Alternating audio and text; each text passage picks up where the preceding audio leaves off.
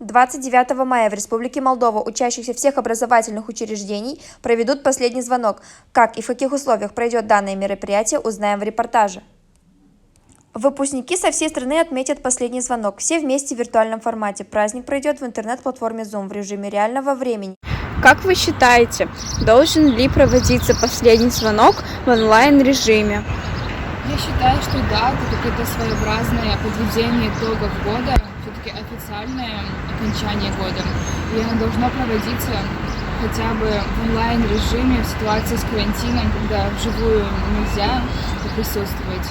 Но мне кажется, что это нужно проводить, так как это официальное событие и некий праздник для учеников и учителей.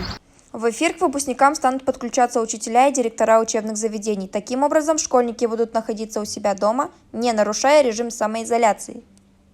Организовывала ли ваша школа какие-либо подготовления к данному мероприятию?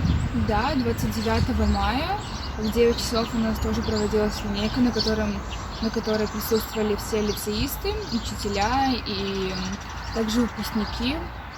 Было немного нестандартно, неудобно, потому что в онлайн-режиме, но все-таки линейка прошла, и считаю, что это и было официальным завершением учебного года.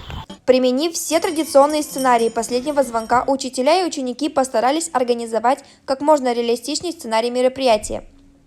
Ученики надели школьные формы, а также подготовили поздравления и сюрпризы для учителей. Праздник прошел неплохо. 12-классники и все выпускники успели обсудить важные вопросы, а также поговорить на тему, когда же все снова будут вместе.